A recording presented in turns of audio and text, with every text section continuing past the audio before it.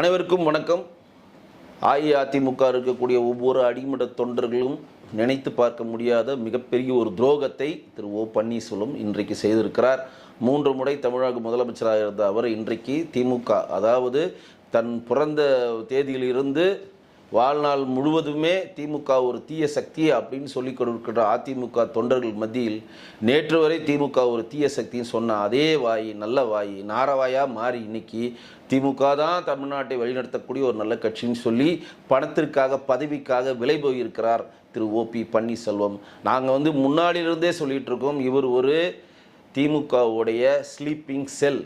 அவர் sleeper செல். அவர் ஏன் அப்படி சொல்கிறேன்னா, 2021 தேர்தல் நடந்துகிட்ருக்கப்ப தமிழ்நாட்டின் முதலமைச்சராக திரு எடப்பாடி பழனிசாமி அறிவிக்கப்படுகிறார். நீங்கள் துணை முதலமைச்சராக வரலான்ற வாய்ப்பு இருக்குது. கட்சியினுடைய பொதுச் செயலாளர்ன்ற மிகப்பெரிய போஸ்ட் உங்கள்கிட்ட இருக்கிறப்ப 2021 ஓபிஎஸ் அவர்கள் இபிஎஸ் அவர்கள் தமிழ்நாடு முழுவதும் சுற்றுப்பயணம் செய்கிறார். குறிப்பாக அவர் சேலத்தில் சுற்றுப்பயணம் செய்து 12 தொகுதியில் 11 தொகுதியில் வென்றெடுத்து கொடுக்குறாரு.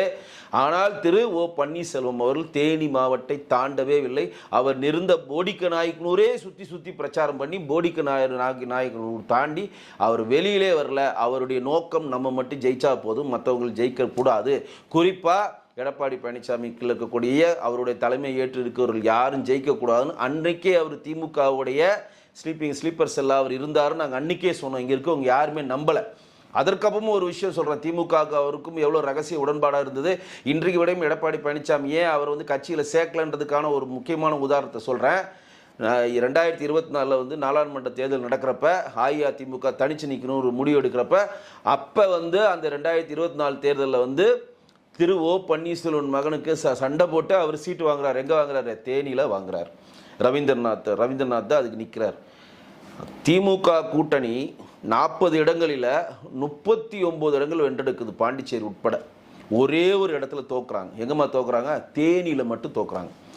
அப்போ நான் சொன்னேன், இது ஒரு உடன்படிக்கை, திமுகவுக்கும் ஓபிஎஸ்க்கும் உடன்படிக்கை சார். மற்ற தொகுதியிலெல்லாம் எங்கள் ஆட்கள் வேலை செய்ய முடியாமல் நான் பார்த்துக்கிறேன். நீங்கள் எங்கள் மகனை மட்டும் ஜெயிக்க வச்சுருங்க, எனக்கு கொஞ்சம் பணத்தை கொடுங்க, நான் வச்சு பணத்தை கொடுத்து நான் ஜெயிக்க வச்சுக்கிறேன் நான் அப்படின்னு சொல்லி அன்றைக்கு இவிகேஎஸ் இளங்கோவனை பலியாக்கியது திமுக. அந்த இவிகேஎஸ் பலியாக்குறதுனால தான் என்ன பண்ணாங்க, ஈரோடு கிழக்கு தேர்தலில் வாலண்டியாக போடி எலெக்ஷன்லேயே நிற்க மாட்டேன்னு சொல்கிற இவிகேஎஸ் இளங்கோவனை கூட்டிகிட்டு எலெக்ஷனில் நிற்க வச்சு அந்த நன்றி கடனை திமுக தீர்த்தது. அன்றைக்கு 39 பேரை ஜெயிக்க முடிஞ்ச திமுகவில் ஏன் ஓபிஎஸ் மகன் திரு ரவீந்திர ஜெயிக்க வச்சாங்கன்னு தெரியுமா?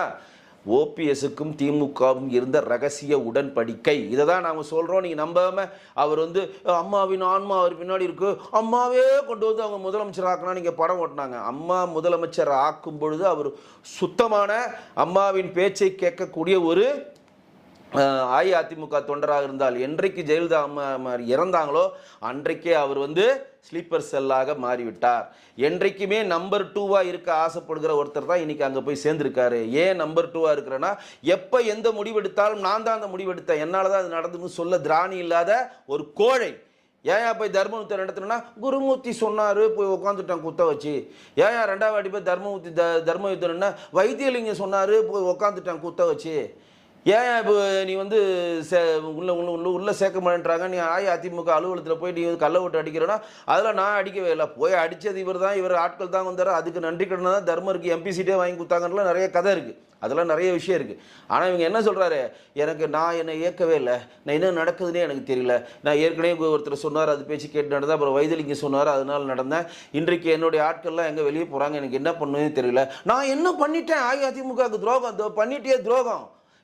ஜெயலலிதா ஆன்மா உங்களை மன்னிக்குமா? எம்ஜிஆர் ஆன்மா உங்களை மன்னிக்குமா? கடைசி வரையும் அஇஅதிமுகவிலிருந்து சொத்தையும் சுகத்தையும் அதிகாரத்தையும் நீங்கள் பயன்படுத்தி எச்சை மாறி போய் திமுகவில் சேர்ந்து ஒட்டுமொத்த தமிழக மக்களுக்கு மட்டுமல்ல அதிமுகவுடைய தொண்டர்களின் விரோதத்தை சந்தித்திருக்கிறார்கள்.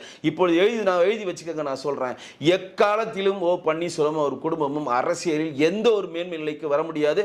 அவர்கள் வர முடியாமல் எம்ஜிஆர் ஆன்மாவும் ஜெயலலிதா ஆன்மாவும் தடுக்கும். அதான் நிதர்சனமான உண்மை.